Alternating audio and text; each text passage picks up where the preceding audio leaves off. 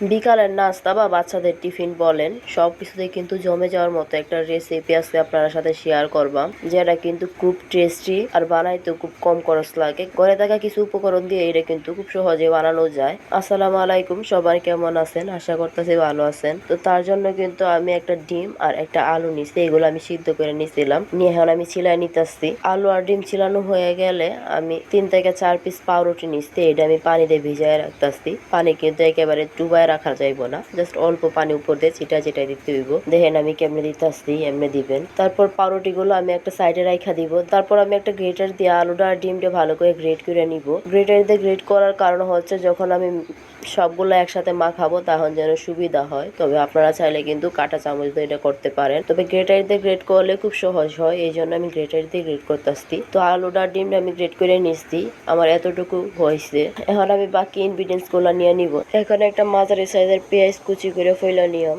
এটা কিন্তু এরকম কুচি কুচি করে ফোড়া লাগবো, নাহলে কিন্তু দেখতে সুন্দর হইব না। তো পেঁয়াজ কুচি করা হয়ে গেলে কিছু ধনিয়া পাতা কুচি করে নিয়ম, ধনিয়া পাতা গুলো কুচি করা হয়ে গেছে। এবার কয়েকটা পুদিনা পাতা দিতেছি যাতে একটা সুন্দর স্মেল আসে। পুদিনা পাতা গুলো আমি খুব সুন্দর করে কুচি কুচি করে ফেলে নিচ্ছি। সবগুলো পলা হয়ে গেছে, এখন আমি এগুলা মাখাবো। সবার প্রথমে রুটিটি কিন্তু ভালো করে চিপে পাইনে ফালাইয়া দেওয়া লাগবো। দেখেন অনেকটা কিন্তু এক্সট্রা পানি বাইর হয়েছে, এই পানিটা শত দেওয়া যাইবো না, তাইলে কিন্তু নাস্তাটা একেবারে গইলা যাইবো আর কোনো শেপে দেওয়া যাইবো না। তার জন্য কিন্তু চিপে পানিটা ফালাই দেওয়া লাগবো। এখন আমি দিয়ে দিলাম হাফ চামচ লবণ, দিয়ে দিব হাফ চামচ হলুদের গুঁড়া আর 1 চামচ মরিচের গুঁড়া। আপনাদের পছন্দ অনুযায়ী মরিচের গুঁড়াটা অ্যাড করবেন, তবে আপনারা যদি একটু জাল কম খাইতে চান তাহলে হাফ চামচ মরিচের গুঁড়া দিলেই এনাফ। তো সবগুলো দিয়ে আমি দিয়ে দিব হচ্ছে 2 চামচ কর্নফ্লাওয়ার আর 4 চামচ চালের গুঁড়ি। কর্নফ্লাওয়ারটা দেওয়ার কারণ হচ্ছে যেন নাস্তাটা খুব মুচমুচে হয়। কর্নফ্লাওয়ার দিলে কিন্তু যে কোনো খাবারই মুচমুচে থাকে অনেকক্ষণ। তো সবগুলো আমি এখন মাখাই নিতেছি ভালো করে, এটা কিন্তু খুব সুন্দর করে মাখানো লাগবো। তো আমি বেশ কিছুক্ষণ ধরে এটা চটকায়া খুব সুন্দর করে মাখাই নিছি।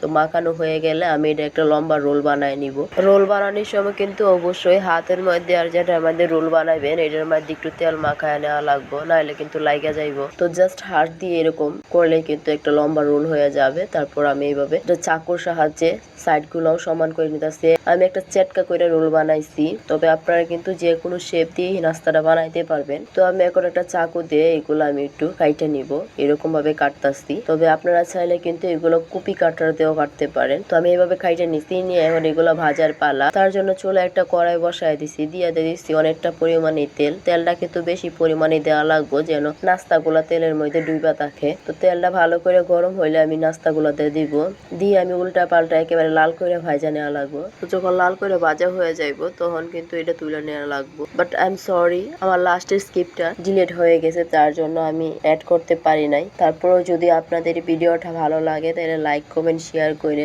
আমার পেজ নেত্রকোনা রাফা ফলো করে দিবেন, আর আমাদের ইউটিউব চ্যানেল ফিশার্ট বিডি এটা সাবস্ক্রাইব করে পাশের বেল আইকনটা বাজায় দিবেন সবার আগে নোটিফিকেশন পাওয়ার লাগে। আমাদের ইউটিউব চ্যানেলে কিন্তু আমরা রান্নার ভিডিওর পাশাপাশি দেশীয় নদীর মাছের ধাম ও কাটার ভিডিও দিয়ে থাকি। যারা মাছ পছন্দ করেন তারাও কিন্তু আমাদের ইউটিউব চ্যানেলটা সাবস্ক্রাইব করে রাখতে পারেন। ধন্যবাদ সবাইকে।